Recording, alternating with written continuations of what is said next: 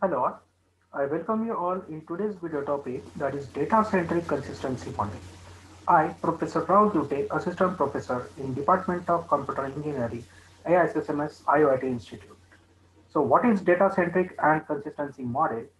So replica consistency that requires all copies of data to be eventually identical.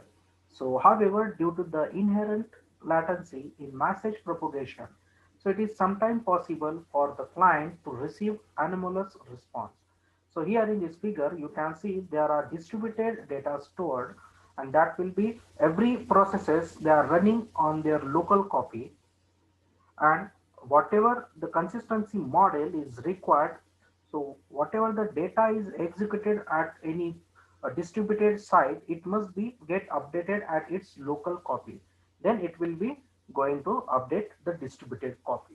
So we took one simple example here. So in a particular flight, all the seats were sold out, and the two persons, we called it as a user A and user B, in different cities have been trying to make the reservation. So at 9:37, there was a cancellation by some passengers C, and the user A tries to reserve a seat at 9:37 and 25 seconds, but failed to reserve that seat. But surprisingly, the B tries to make the reservation at 9:38 and could grab it. So it means whether the user A is trying to book that ticket before the B is trying to book it, but due to this consistency model, the A could not book that ticket, but the B is successfully booked that ticket. So while this appears some we can talk what moment at this first glance that it is acceptability hinges on the type of consistency model and that is being used. So this consistency determine what response are acceptable following an update of replica, and it is a contrast between the clients and the replica management system. So because of the user A is trying to book that ticket on 9:37 and 25 9 and 37 and 25 second, and the user B is trying to reserve trying to book that ticket on 9:38. So still the B is trying to book that ticket after, sorry, the A is trying to book that ticket before B. Still the user A is not able to book that ticket. So because of this consistency model, the replica management system the makes and that affect that system, because the copy is not get updated, which the data copy is not get updated at their site. So there are different consistency models.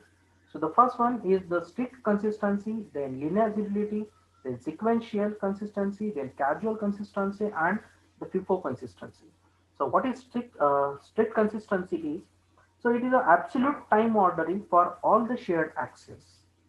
In linearity, all the processes see all shared accesses in the same order. Accesses are furthermore ordered according to the non-unique global timestamp.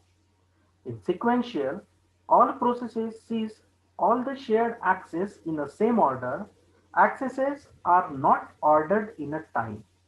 In casual, the processes see casually related shared access in the same order.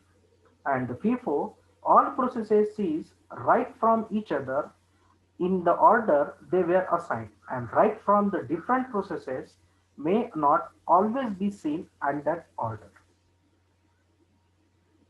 And there are some consistency in the weak release and the entry.